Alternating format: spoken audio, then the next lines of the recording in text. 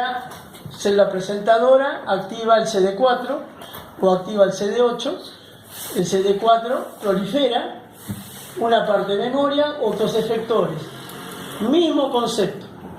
Tenemos memoria B, memoria T, CD4, el CD8 igual, memoria T, CD8, y por supuesto los que cumplen la función en ese momento que se lo precisan. El CD4 activando a macrófagos y otras células, y el CD8 matando. Siempre una población efectora, una población memoria. Una población efectora, una población memoria. Es extraordinario ver lo que regula, que unas van para un lado y otras quedan en reserva. Cuanto mayor sea el estímulo, mayor sea la proliferación, más es la memoria. ¿Por qué? Porque el clon es más grande, cuanto más cantidad de células, más memoria tenemos.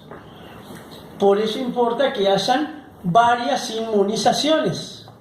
Si se vacuna, que hayan varias dosis de esa vacuna separadas en el tiempo, porque en cada inmunización expandimos el clon de la memoria. Cuando nos vacunan contra el tétanos, a nosotros no nos interesa nada en ese momento los anticuerpos que se estén produciendo contra el tétanos, no nos importa, porque más que coincidencia que justo cuando nos vacunan vamos a tener tétanos. Si justo coincide, bárbaro, ya tenemos los anticuerpos. Pero la realidad es que esos anticuerpos que se producen en la vacuna contra el tétanos al cabo de pocos meses desaparecieron. Lo central fue que en la vacuna se generó memoria. Y esa memoria es la clave, porque si un día tenemos que ingresa el patógeno, ingresa la toxina, nos podemos defender. Hay un elemento también muy interesante, que es ¿a qué son capaces de responder los linfocitos cuando están en la etapa que aún no han reconocido al antígeno, que llamamos un linfocito virgen? El linfocito virgen no ha reconocido al antígeno. Esos linfocitos prácticamente no tienen capacidad de ser estimulados por nada del medio ambiente. Aquí como ejemplo pusimos una serie de citoquinas, interleuquinas, algunas muy poderosas para estimular la proliferación de los linfocitos, como la interleuquina 2. Si nosotros administramos estas moléculas, aquí tenemos esquematizados 4 tipos de linfocitos distintos, con distintas especificidades, vamos a encontrarnos que podrían actuar sobre todos. Esas células podrían, pero en la realidad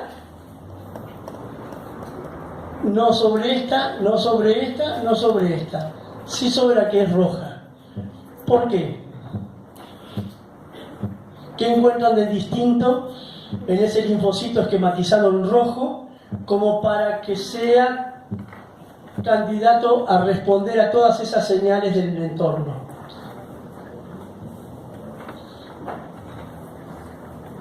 ¿Qué aparece en el esquema? Antígeno. Nada menos. Antígeno. O sea, acá hay una unión antígeno-linfocito y eso generó expansión clonal, proliferación, como lo hemos dicho ya por 4ª vez. Se reconoce por un linfocito, prolifera, se expande el clon. Pero, además, cuando ocurre la interacción del antígeno, por ejemplo con el TCR, se generan cambios en la expresión génica de esa célula a partir de la interacción con el antígeno. Y esos cambios en la expresión génica determinan que haya receptor para interleuquina 12, receptor para IL-2, TGF-beta, interferón gamma, etc. Esos receptores no están en un linfocito virgen. Si nosotros le administramos todo esto a los demás linfocitos, no pasa nada. No proliferan, no se diferencian, no. ¿Por qué no? Porque no tienen receptores para eso. En cambio, a partir de la señalización de la unión antígeno-receptor, comienza la expresión de ciertos genes, varias decenas de genes que tienen que ver con receptores que van a hacer ahora a este linfocito susceptible a reaccionar frente a las distintas señales del microambiente. Y aquí tendremos señales que le va a decir proliferar, señal que le va a decir convertirte en esto, o sea, destinos para la vida de esa célula que va a estar dado por esta señalización, como ahora veremos. Entonces aquí hay un componente específico que es el antígeno, que va a decir este linfocito ahora se activó y puede responder a las señales, y elementos inespecíficos pero que van a influir sobre lo que específicamente se ha activado, porque la activación por un antígeno involucra una reacción altamente específica. En este esquemita se resume bastante bien la esencia de cómo funciona el sistema inmune. Esto tan chiquito. Arriba inmunidad innata, abajo inmunidad adaptativa. Tenemos un patógeno, fagocitosis, inflamación y un tipo de célula dendrítica que está interaccionando con una célula T, un linfocito T. Está ocurriendo la presentación de antígenos de la célula dendrítica al linfocito T. La gran activadora, presentadora, la célula dendrítica, ¿por qué la gran? Porque la célula dendrítica es la única célula presentadora que puede activar a un linfocito T virgen. Un macrófago no lo puede hacer. Un linfocito B no lo puede hacer. ¿A quiénes activan entonces los macrófagos? A los linfocitos B memoria, a los T memoria. Un linfocito B a los T memoria. Pero cuando el linfocito T es virgen, solo la célula dendrítica lo puede activar. Es la mejor célula presentadora. De ahí la jerarquía que tienen las células dendríticas en el desarrollo de vacunas. Hay vacunas a células dendríticas. Entonces se activó el linfocito T y aquí ya tenemos informaciones nuevas. Este linfocito T pasó a ser o TH1 o TH2. Hay dos posibilidades. Si es TH1, su función será de estimular a las células citotóxicas, que van a matar virus, que van a destruir virus, que van a matar bacterias intracelulares. Y si es TH2, sobre todo producción de anticuerpos contra ciertos parásitos, sobre todo helmintos, o contra alergenos. Entonces ya empiezan a aparecer algunas sutilezas en la respuesta inmune luego que se fue activando el sistema. Entonces activación, presentación y ya mecanismos efectores con distintos tipos de posibilidades. Si miramos en más detalle lo que es TH1, TH2, aparece primero CD4, TH0. Y ese es el escenario que es lo que sale del timo. Los linfocitos T, CD4 positivos, cuando salen del timo, son TH0.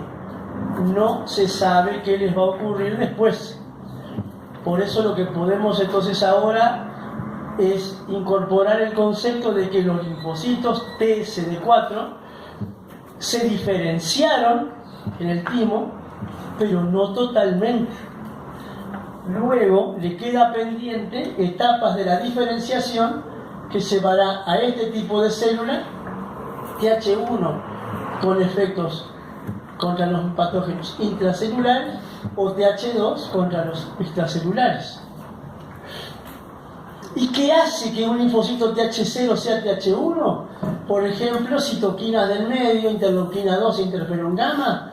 Esto hace que sea TH1. Si en cambio el TH0 reconoce el antígeno en presencia de interleuquina 4, se favorece que sea TH2. ¿Y cómo nos damos cuenta? ¿Podemos darnos cuenta si en un tejido, en un preparado, hay muchos o pocos, sí? ¿El CD4 más lo pierde? No, siempre será CD4. Eso lo va a llevar hasta la muerte. ¿Y el CD8? Lo mismo. ¿Se queda El CD4 y el CD8 son receptores que se adquirieron en el timo. Y eso el linfocito lo va a llevar hasta el final de su vida. ¿Pueden llevar los dos? Durante una etapa típica que se llaman linfocitos doble positivos, en la maduración típica hay un momento que tienen CD4 y CD8. Pero ya luego, antes de salir del timo, son o CD4 o CD8. Entonces, hay posibilidades de saber si hay muchos o pocos TH1. Una idea bastante buena es tomando algún marcador, sobre todo el interferón gamma, que es un buen marcador TH1. No exclusivo.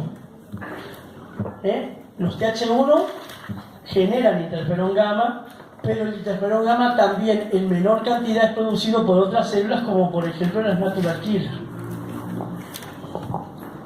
La función TH2 es evaluada habitualmente por interleuquina 4 o sobre todo la interleuquina 5, que se usa bien para medir la función TH2.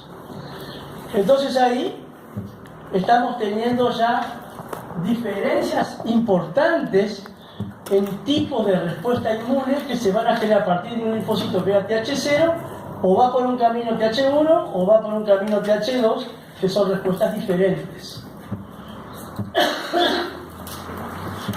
Los macrófagos ya sabemos que pueden activar a un linfocito TH1, sobre todo en memoria, pero también sabemos que este linfocito, decimos, de que este linfocito va a ser clave para ayudar al macrófago.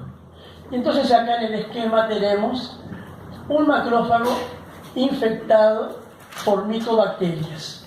Situación típica de la tuberculosis, Mycobacterium tuberculosis.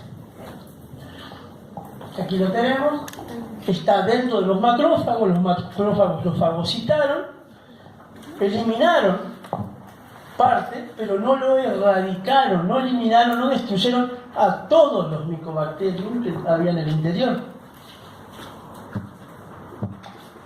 Y no lo pueden hacer muchas veces los macrófagos esta función de erradicación.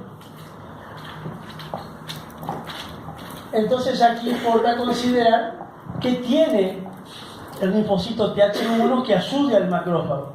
Dijimos, el interferón gamma es producido por las células TH1 y el interferón gamma es precisamente un potente activador de los macrófagos.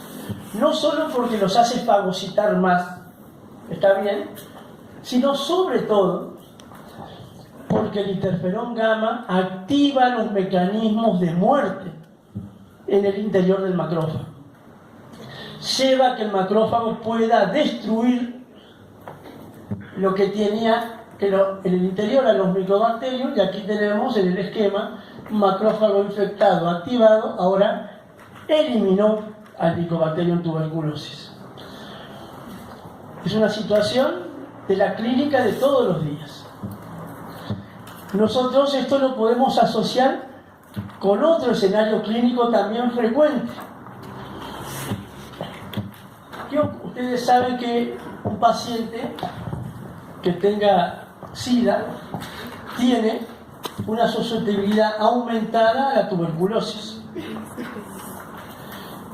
Y el SIDA, generado por la infección por el HIV, ¿a quién infecta el HIV? A los CD4. Exactamente. ¿Y por qué a los CD4? No es casualidad. ¿Qué hay? ¿Alguien sabe qué tiene el HIV por el cual se infecta a los CD4?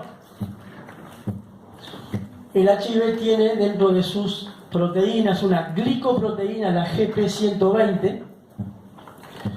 Es una glicoproteína que tiene la capacidad de unirse al receptor CD4.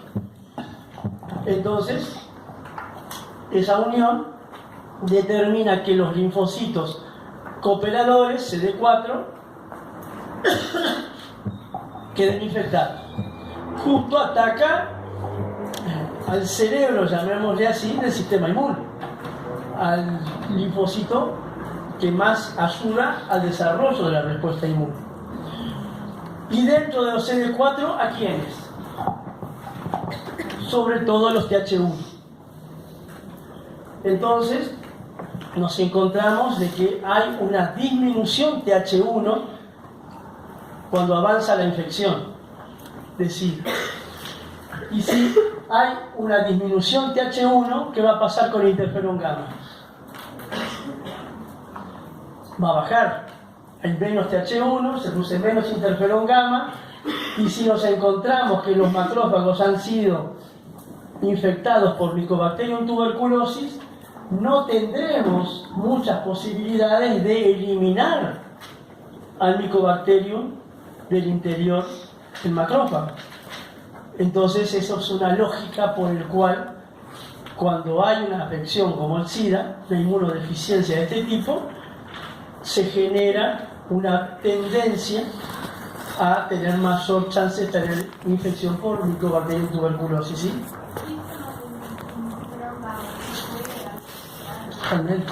Pero, claro, eso se puede dar cuando tú tenés una lesión cutánea in situ, por ejemplo, por otro tipo de la lepra, que vamos a ver hoy y después más adelante en el curso, donde tenés lesiones donde si vos inoculás ahí el interferón gamma, va a tener un efecto, pero no le podés administrar interferón gamma global al organismo porque es una situación donde vos cómo le haces llegar a todos los linfocitos del organismo esa molécula, o a todas las macrófagos del organismo esa molécula, cuando para que tenga una dosis efectiva en un sitio, la toxicidad va a ser muy grande, eso no te permite. Hay que tratar de direccionarlo de alguna manera. ¿Se va entendiendo esto? ¿Sí? Otro ejemplo de la importancia TH1, TH2, porque también importa de que nosotros no es por capricho que hacemos énfasis en esto de la población TH1, es una necesidad del conocimiento. Entonces, la lepra es una enfermedad también causada por un patógeno, también un Mycobacterium, el Mycobacterium lepra, y este Mycobacterium puede determinar dos formas clínicas de la lepra. Una lepra grave, llamada lepromatosa, muy infectiva, infección diseminada, con gran crecimiento de las bacterias, donde tenemos una función TH2 que está muy bien, pero TH1 que está disminuida.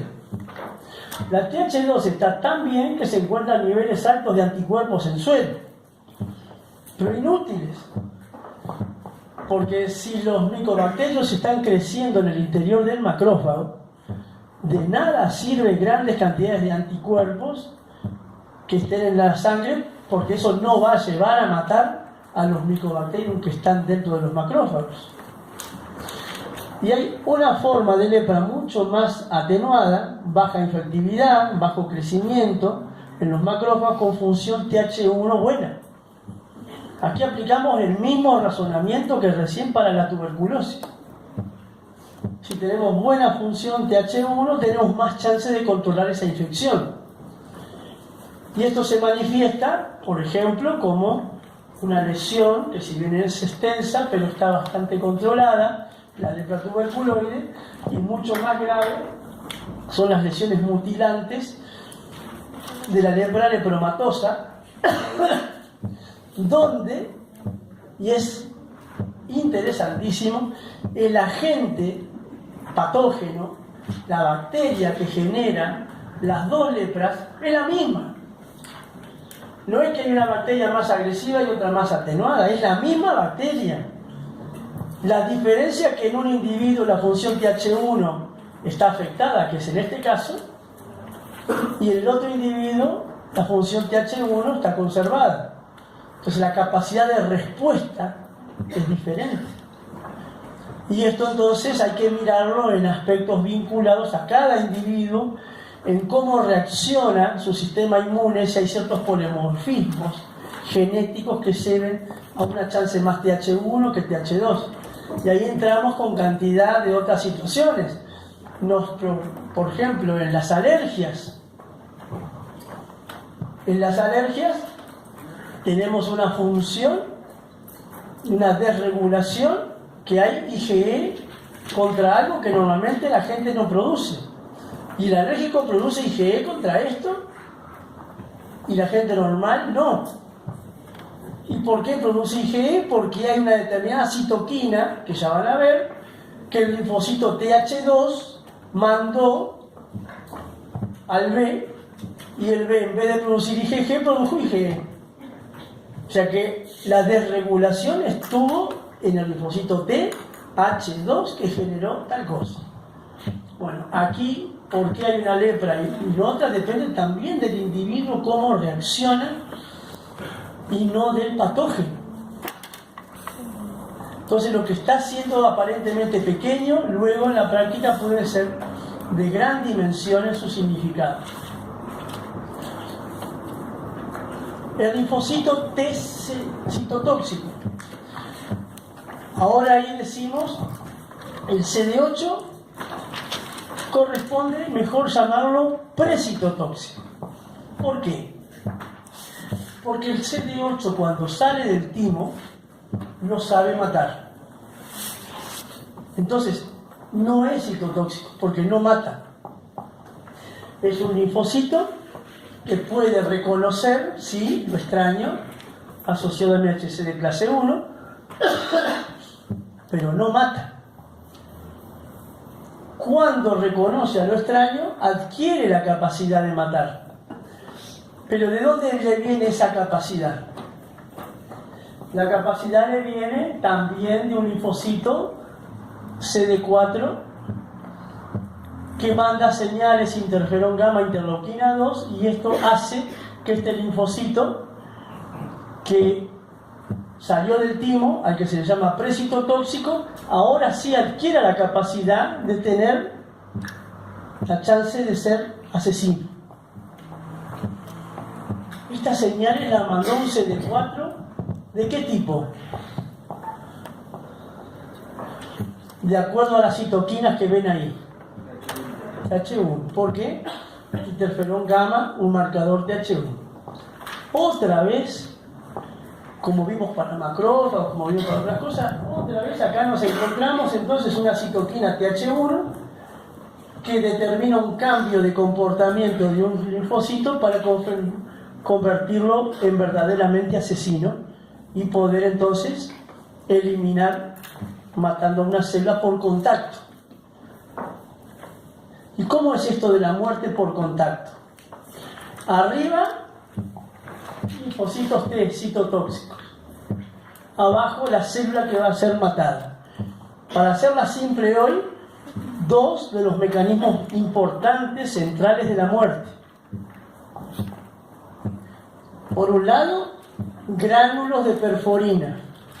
El linfocito T citotóxico libera la perforina, que esto va a polimerizarse y generar agujeros, canales, en la superficie de la célula con la que está contactando. Y esto perfectamente genera una muerte por desequilibrio osmótico. ¿Están de acuerdo? Por otro lado, otros gránulos que tienen granzima. Y la granzima entra a la célula blanco. ¿Y qué hace la granzima? degrada ácidos nucleicos, fragmenta el ADN celular, va a morir esa célula con el ADN fragmentado. Pero si además esta célula está infectada por virus, es una acción antiviral directa porque se va a fragmentar el ácido nucleico viral, ADN o ARN, de manera de que aquí hay muerte de la célula que estaba infectada, pero a su vez destrucción de los virus. Y esto es parte del mecanismo de muerte por un linfocito T citotóxico, CD8 positivo. Y cuando salieron del timo, ¿tenía estas moléculas el linfocito CD8 o no? No. Por eso no podía matar. Sale del timo y no produce perforina. Sale del timo y no produce granzima. ¿Cuándo comienza a producir granzima? Cuando el estímulo con interferón gamma e interleuquina 2 proveniente de la célula TH1 induce en ese linfocito la transcripción de los genes que codifican para perforina y granzima.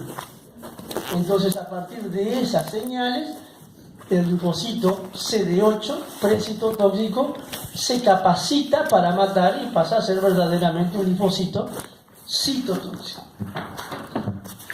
Aquí no hacemos foco en los citotóxicos, simplemente el mensaje es ver cuánto tiene que ver la función CD4 con todo el panel de respuestas inmunes, que tampoco lo vamos a agotar en el día de hoy.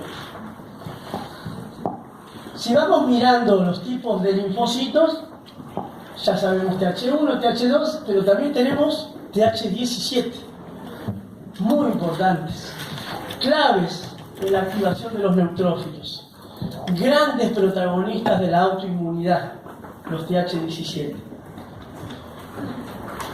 Simplemente la dejamos por ahí con los TH17 y les presentamos a los Treg, los T supresores.